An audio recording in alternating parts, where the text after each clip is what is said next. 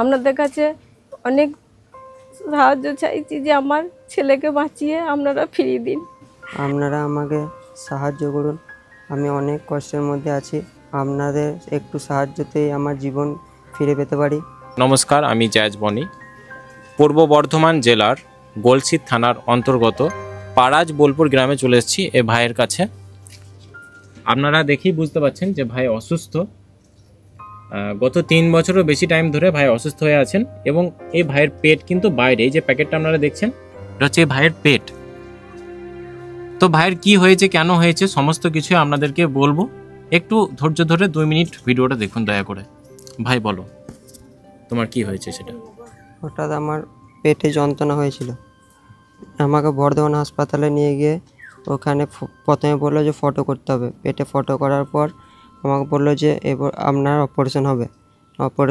সঙ্গে সঙ্গে অপারেশন করার পর আমার পেটেতে অপারেশন করার পর বলছে যে পেটেতে ব্লাড জমে আছে। ব্লাড জমে আসার পর তারপরে আমার অপারেশন হয়ে গেল। আমাকে 4 দিন আইসিইউতে রেখেছিল।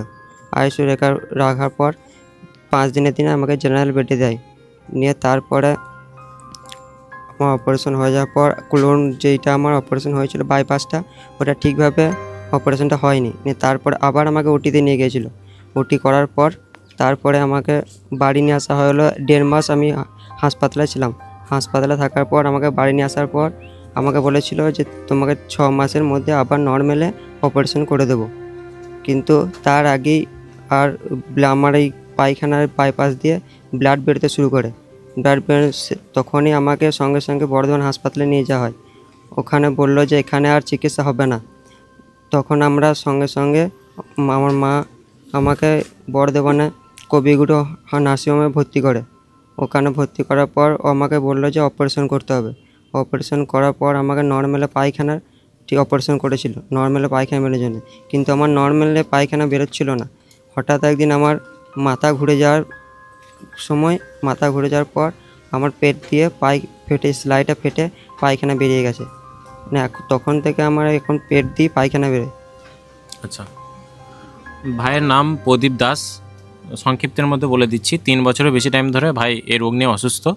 ভাইয়ের যা জমি জায়গা সম্পত্তি ছিল সমস্ত কিছু বিক্রি করে ইতিমধ্যে 5 লক্ষ টাকার বেশি খরচ করে ফেলেছে। এখনও ভাই সুস্থ হয়নি। আগস্টের 16 বা 17 তারিখ হায়দ্রাবাদ যাবে ভাই এবং তার চিকিৎসা করাবে এবং অপারেশন করাবে। এই অপারেশন করাতে এখনও 2 থেকে 2.5 লক্ষ টাকা খরচ আছে। তো আপনাদের সবার কাছে একটু হাত জোর করে রিকোয়েস্ট করছি, এই যে কিউআর কোড আপনি দেখতে পাচ্ছেন প্রদীপ দাস, এই কিউআর কোডে আপনারা সবাই একটু সাহায্য করবেন বা সাহায্যের হাত বাড়িয়ে দেবেন। আর একটা কথা, যারা সাহায্য করতে পারবে না টাকা দিয়ে, তাদেরকে বলবো, একটা রিকোয়েস্ট করব যে আপনারা কাইন্ডলি একটু দয়া করে এই ভিডিওটা শেয়ার করে দিন। কারণ আপনার শেয়ারে 10 জনের কাছে এই ভিডিওটা পৌঁছাবে। এই ভিডিওটার মাধ্যম দিয়ে যত টাকা আর্নিং হবে সেই টাকাটা আমি এই ভাইয়ের বা এই ফ্যামিলির হাতে আমি তুলে দেবো। তো অর্থাৎ আপনি যদি টাকা দিয়েও না সাহায্য করতে পারেন, আপনি যদি একটা শেয়ার করেন, সেখানেও কিন্তু আপনি সাহায্যটা ইনডাইরেক্টলি করছেন। তো আপনাদের কাছে হাত জোর করে রিকোয়েস্ট করছি, একটু দয়া করে সাহায্য করবেন। ধন্যবাদ। নমস্কার, আমি প্রদীপের মা বলছি। আমার ছেলে এরকম, আজকে তোমাদের সবারই আশীর্বাদে যদি একটু সাহায্য করো তবে আমার ছেলে বেঁচে ফিরে আসবে আমার মায়ের কোলে। আপনাদের কাছে একটাই অনুরোধ, আপনারা সবাই মিলে না থাকলে আমার ছেলেকে বাঁচিয়ে আনতে পারবো না। আপনাদের কাছে অনেক সাহায্য চাইছি যে আমার ছেলেকে বাঁচিয়ে আপনারা ফিরিয়ে দিন। তো আমার নাম হচ্ছে বিজলি দাস, আমার ছেলের নাম হচ্ছে প্রদীপ দাস।